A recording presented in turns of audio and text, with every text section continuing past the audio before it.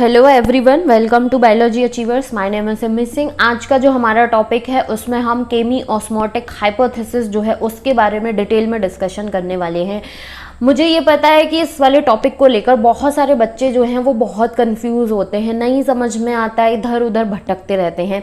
लेकिन मेरी ये पूरी कोशिश है कि मैं इसको इस तरीके से आपको एक्सप्लेन करूँ कि आपको ये कॉन्सेप्ट जो है वो बहुत ही ईजी वे में और बहुत ही अच्छे से समझ में आए। लेकिन उसके लिए आपको क्या करना है कि अगर यदि आपका क्लोरोप्लास्ट का स्ट्रक्चर डिटेल में नहीं पता है कि क्लोरोप्लास्ट का स्ट्रक्चर जो है उसमें जो डिफरेंट रीजन्स हैं वो नहीं पता है, साथ ही साथ what is light reaction, electron transport, water splitting, अगर ये कॉन्सेप्ट नहीं पता है तो ये वाला टॉपिक जो है वो बहुत डिफिकल्ट होने वाला है।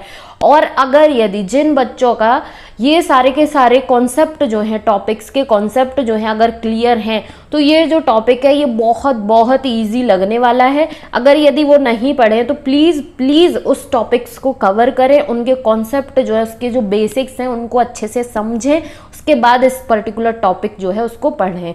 तो यहाँ पर हमें केमी ऑस्मोटिक जो हाइपोथेसिस है इसको हम क्यों पढ़ते हैं, इसके थ्रू हम ये पढ़ते हैं, ये समझते हैं कि कैसे क्लोरोप्लास्ट के अंदर एटीपी जो है उसकी सिंथेसिस होती है। माइटोकॉन्ड्रिया के अंदर तो हो ही रही है एटीपी की सिंथेसिस, लेकिन प्लांट्स में क्लोरोप्लास्ट जो है वो भी प्रेजेंट होता है। तो इस क्लोरोप्लास्ट के अंदर एटीपी की सिंथेसिस, एटीपी का फॉर्मेशन जो है वो कैसे होता है, ये चीज़ हम इस पर्टिकुलर हाइपोथेसिस के अकॉर्डिंग पढ़ते हैं। सो इसमें क्या होता है कि ये जो है इसमें जो इन्वॉल्व हो रही हैं बॉडीज, जैसे कि फोटोसिस्टम 2 हो गया, प्लास्टोकिनोन हो गया, साइटोक्रोम B6F कॉम्प्लेक्स हो गया, प्लास्टोसाइनिन हो गया, ठीक है, फोटोसिस्टम 1 हो गया। सो ये इतने डिफरेंट सारे बॉडीज, डिफरेंट रीजन्स जो हैं वो इन्वॉल्व होती हैं। साथ ही साथ इसमें एटीपी सिंथेज भी इन्वॉल्व होता है। अब हम समझते हैं, यहाँ पर मैंने क्लोरोप्लास्ट जो है इसका स्ट्रक्चर रफ बेसिस पर ड्रॉ किया हुआ है। जैसे कि ये हम जानते हैं कि ये एक थैलेकॉइड का पार्ट है। ये जो थैलेकॉइड है इसको ही इस तरीके से जूम करके दिखाया गया है। यहाँ पर बताया गया कि ये जो थैलेकॉइड की मेम्ब्रेन होती है इस पर फोटोसिस्टम 2 प्रेजेंट है, प्लास्टोकिनोन भी प्रेजेंट है, साइटोक्रोम B6F कॉम्प्लेक्स भी है, प्लास्टोसाइनिन इस तरीके से प्रेजेंट है एंड फोटोसिस्टम 1 प्रेजेंट है। तो होता क्या है, जैसे ही लाइट पड़ती है, फोटोसिस्टम 2 जो है इस पर क्या हुआ, लाइट पड़ी। लाइट पड़ने की वजह से इसका जो रिएक्शन सेंटर है दैट इज क्लोरोफिल A, उसके अंदर जो इलेक्ट्रॉन्स थे लाइट पड़ने की वजह से एक्साइट हुए। एक्साइट होने के बाद उनका ट्रांसपोर्ट होने लग गया। तो फोटोसिस्टम 2 जो है उसमें इलेक्ट्रॉन डेफिशिएंसी हो गई। तो इस डेफिशिएंसी को फुलफिल करने के लिए, पूरा करने के लिए क्या होता है, स्प्लिटिंग ऑफ वाटर होती है। अब ये जो वाटर मॉलिक्यूल है, oxidation of water, splitting of water, photolysis of water, सबका मतलब एक ही है। तो ये जो वाटर स्प्लिटिंग हुई ये किस किस में ब्रेक हो जाता है, H पॉजिटिव में ब्रेक होता है, इलेक्ट्रॉन्स में ब्रेक होता है और O2 में ब्रेक होता है। तो इसमें ये जो H पॉजिटिव है ये क्या होता है, ये ल्यूमेन जो है, थैलेकॉइड मेम्ब्रेन का जो ल्यूमेन है इसके अंदर ही एक्यूमुलेट होने लगते हैं, कलेक्ट होने लगते हैं।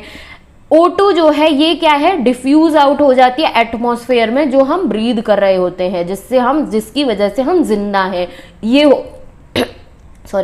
हो गया ऑक्सीजन। अब बात आती है कि ये जो इलेक्ट्रॉन्स हैं ये कहाँ पर गए भाई, तो ये इलेक्ट्रॉन्स जो हैं फोटोसिस्टम 2 से ट्रांसपोर्ट होते हैं। इसका जो प्राइमरी इलेक्ट्रॉन एक्सेप्टर है जिसको हम फियोफाइटिन के नाम से जानते हैं, pheophytin is primary electron acceptor of photosystem 2, ये नोट करने वाली बात है, ठीक है। इसके थ्रू ये कहाँ पर ट्रांसपोर्ट होंगे, प्लास्टोकिनोन पर, जिसको हम शॉर्ट में PQ के नाम से लिखते हैं। तो प्लास्टोकिनोन जो है ये एक हाइड्रोजन कैरियर के नाम से जाना जाता है। ये हाइड्रोजन्स जो है उनको तो ट्रांसपोर्ट करता ही करता है, साथ ही साथ इलेक्ट्रॉन्स जो है उसका भी ट्रांसपोर्ट करता है।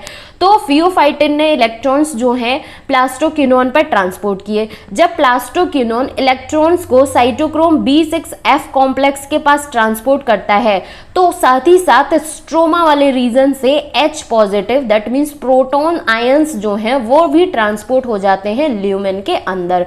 तो एक तो वाटर स्प्लिटिंग से प्रोटॉन्स जो है ल्यूमेन के अंदर एक्यूमुलेट हो रहे हैं, कलेक्ट हो रहे हैं, और साथ ही साथ प्लास्टोक्विनोन के थ्रू भी एक्यूमुलेट हो रहा है। तो यहाँ पर क्या हो गया, ल्यूमेन के अंदर जो प्रोटॉन की कंसंट्रेशन है वो इंक्रीज होती जा रही है, और स्ट्रोमा के अंदर प्रोटॉन की कंसंट्रेशन जो है वो डिक्रीज होती जा रही है, लो होती जा रही है। अब इलेक्ट्रॉन्स जो है वो ट्रांसपोर्ट होकर कहाँ पर आ गए, साइटोक्रोम B6F कॉम्प्लेक्स के पास। साइटोक्रोम B6F कॉम्प्लेक्स जो है वो इन इलेक्ट्रॉन्स को किसके पास ट्रांसपोर्ट कर देता है, प्लास्टोक्विनोन, जिसको हम शॉर्ट में पीसी के नाम से जानते हैं। अब ये जो पीसी है प्रियंका चोपड़ा नहीं है भाई, प्लास्टोसाइनिन है, ठीक है।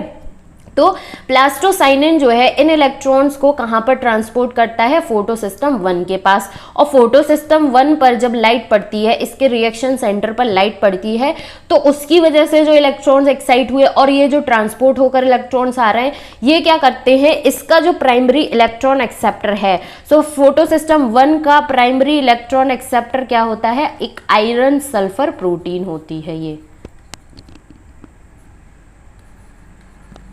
तो प्राइमरी इलेक्ट्रॉन एक्सेप्टर जो है फोटोसिस्टम 1 का, that is iron sulphur protein, ये क्या करता है, इनको पिक करता है। पिक करने के बाद ये FD पर, फेरेडॉक्सिन पर ट्रांसपोर्ट करता है, FNR पर भेजता है। FNR के बाद ये इंपॉर्टेंट रोल प्ले करते हैं इलेक्ट्रॉन NADP पॉजिटिव जो है उसको रिड्यूस करने में।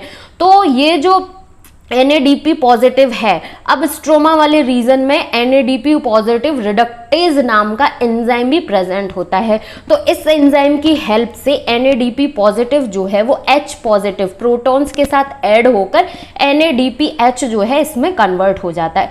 ये पूरा प्रोसेस जो है वो इस तरीके से चला। अब हमने यहाँ पर देखा था कि ये दो पार्ट हैं, इसकी वजह से ल्यूमेन के अंदर बहुत सारे H पॉजिटिव प्रोटॉन्स जो हैं वो बढ़ते जा रहे हैं। तो इसकी वजह से ल्यूमेन के अंदर प्रोटॉन कंसंट्रेशन जो है वो हाई हो गई, जिसकी वजह से एक प्रोटॉन मोटिव फोर्स जो है वो जनरेट होता है। और साथ ही साथ प्रोटॉन आयंस की कंसंट्रेशन हाई होने की वजह से इसके अंदर का जो pH है वो क्या हो जाता है, लो हो जाता है। तो अब ये जो प्रोटॉन मोटिव फोर्स जनरेट हुआ इनसाइड ल्यूमेन, इसको ब्रेक करना बहुत ज़रूरी होता है। अगर यदि ये जो ब्रेक नहीं हुआ तो जो थैलेकॉइड मेम्ब्रेन है इसके ब्रेक होने के चांसेस जो है वो बहुत ज़्यादा हो जाते हैं। तो ये जो प्रोटॉन मोटिव फोर्स जनरेट हो रहा है इनसाइड द ल्यूमेन, इसको कौन ब्रेक करने में इंपॉर्टेंट रोल प्ले करता है, दैट इज ATP सिंथेज। अब ये जो ATP सिंथेज है, इसके स्ट्रक्चर के बारे में अगर हम बात करें कि ATP सिंथेज जो है इसके दो पार्ट होते हैं, एक पार्ट होता है F0 और एक पार्ट होता है F1।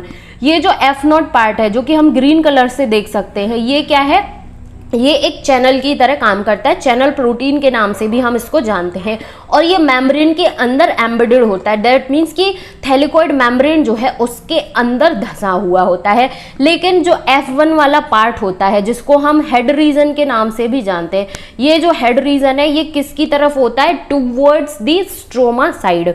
ये चीज़ हमें अच्छे से पता होनी चाहिए क्योंकि कभी कभी ट्विस्टेड फॉर्म में क्वेश्चन का फॉर्मेशन जो होता है वो इस तरीके से बना दिया जाता है। तो ये क्या करता है, जो F0 वाला पार्ट है, ये जो F0 है ये एक चैनल की तरह काम करता है, रोटेट होता रहता है।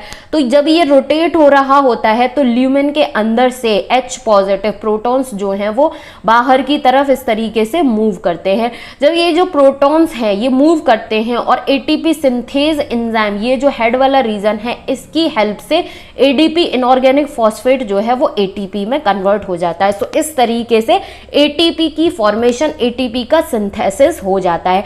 अब ये जो ATP सिंथेज के थ्रू H पॉजिटिव स्ट्रोमा वाले रीजन में आए हैं, ये वाले जो H पॉजिटिव है यही इस NADPH के साथ, ये वाला जो था इसके साथ ऐड होकर NADPH बना रहा था, ये यही वाला प्रोटॉन H पॉजिटिव आयंस होते हैं। और यही वो H पॉजिटिव आयन है जो प्लास्टोक्विनोन के थ्रू ल्यूमेन के अंदर ट्रांसपोर्ट हो रहे थे। सो इस तरीके से ये प्रोटॉन्स का जो मूवमेंट है वो एक साइक्लिक मैनर में चलता रहता है। अब क्या होता है कि स्ट्रोमा वाले रीजन में ये जो NADPH बना, इसके साथ साथ जो ATP की सिंथेसिस हुई, ये दोनों चीज जो प्रोडक्ट हैं, ये जो लाइट रिएक्शन के प्रोडक्ट है, ये कहाँ पर यूज हो जाते हैं, डार्क रिएक्शन में। जैसा कि हम प्रीवियस वीडियो में पढ़ चुके हैं कि जो डार्क रिएक्शन है वो क्या होता है, लाइट रिएक्शन के जो प्रोडक्ट होते हैं उस पर डिपेंड होती है। और लाइट रिएक्शन के प्रोडक्ट क्या है, NADPH और ATP। सो इनका यूज होता है डार्क रिएक्शन में फॉर कार्बन डाइऑक्साइड फिक्सेशन, जिसकी वजह से क्या होता है, शुगर्स की फॉर्मेशन होती है, जो कि हम अपकमिंग वीडियोस में भी पढ़ने वाले हैं। सो आई होप कि केमी ऑस्मोटिक हाइपोथेसिस जो है इसका कॉन्सेप्ट अच्छे से समझ में आया होगा। एंड फिर भी कोई क्वेरी रहती है, किसी भी पॉइंट पर नहीं समझ में आता है, तो प्लीज़ कमेंट सेक्शन में ज़रूर कमेंट करें एंड चैनल को ज़रूर सब्सक्राइब करें, वीडियो को लाइक करें और अपने फ्रेंड्स के साथ भी ज़रूर शेयर करें।